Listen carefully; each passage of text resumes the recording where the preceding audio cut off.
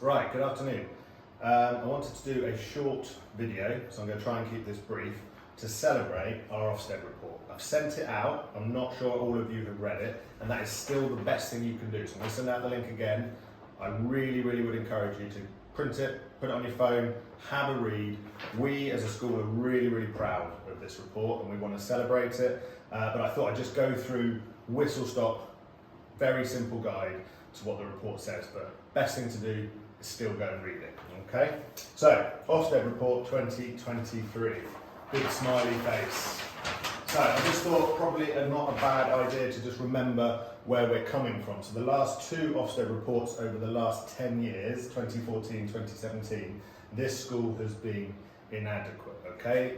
They separate the judgments out into quality of education, behaviour and attitude of children, personal development of the children, and leadership and management.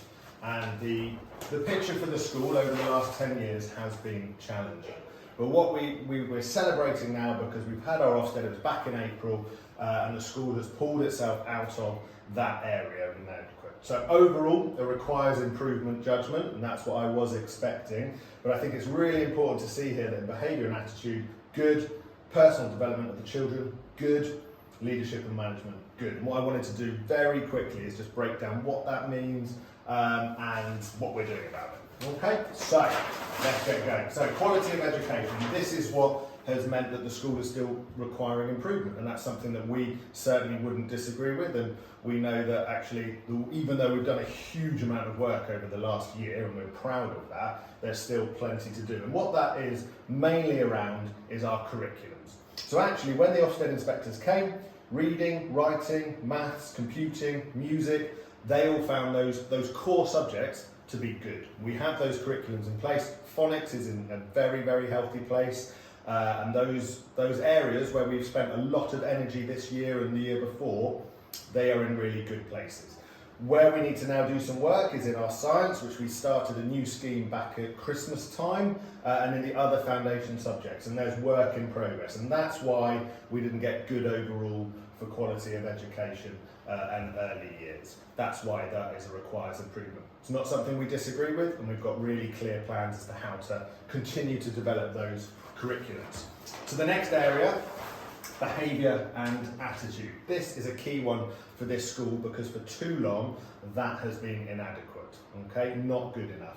Now we're really proud it's good. When people come and visit our school, when the inspectors came and visit, when anyone walks through these corridors, they find a calm and purposeful environment. And I'm really proud of that. I'm proud of the pupils and I'm proud of the staff as well, because actually nothing can improve if we're spending the days with disruption and children not feeling safe. And one of the really lovely things to come out of our Ofsted is that the vast majority of children feel absolutely safe, and that those that don't know that we're putting things in place to make them feel that, okay?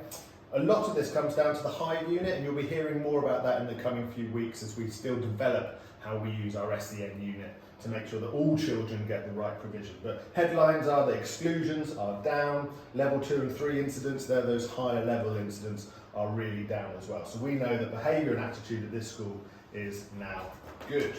Next one, I told you this would be whistle stop. Personal development, this is important. This is about basically making rounded young adults. You send us your children, we need to give them experiences beyond their normal day, beyond Coley Park, that makes them aspirational, makes them want to be more than they are when they arrive. So we do that mainly through trips and experiences. I've written some down here just to remind you of everything that's been going on recently. So music trips out, we had the Zumba thing, zoo trip next week, junior carers in year 5, the Royal Opera House visit, Bayer Labs for science lab stuff, Science Museum, Planetarium Dome, all the work we're building with the Reading Boys Grammar School nearby, canoeing every Thursday for year 5, Reading Rockets have been in doing some teaching, we're taking the whole school to the beach. There's a huge amount of trips and experiences that are all around that personal development. And then what we're going to be building over the next couple of years is a character education curriculum that kind of moves through year 4, year 5, year 6, starting in Upton Court and finishing with a residential. And that's all about building resilience in your children and making them ready for the next step. We talk a lot, don't we, about be ready, be curious, and being kind. Those are our key philosophies, and this is all about that readiness. Are our children ready to go to secondary school? Are they ready to crack on with life? Fullness of life. Right, next one, that's personal development. So, leadership and management, sounds like that's just me, but actually that's everyone in the school, okay? And actually includes you, parents, as well. But basically, getting good in this is really crucial. It gives you, parents, confidence that I and my team here at the school know how to keep improving the school, and we do. And that's really important. And it's important to point out that it's not just me, all right? It's not just me. I couldn't do any of this without a really strong team, all the way down to those people that run our after-school clubs, run our breakfast clubs, run our lunchtime. You know, everyone needs to be a leader of their area in the school, and they are doing it to a good level. That was very satisfying to receive that judgment. So, you probably thought, oh great, they've done really well, but actually, you're involved in this, and this is where it becomes important, because you need to support the school to help your children. And the way you can do that is spreading the word. For too long now, this school's reputation in the local area, perhaps rightly, has been that it's going in the wrong direction.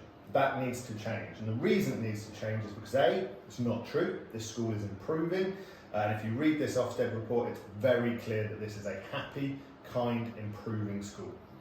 I'm pleased for your pupils, I want more. That's because I've still got 100 spaces in this school. That funding for those 100 children is worth about £500,000. And if I had that £500,000 for those extra children, I could spend that on more resources, more staff, your children.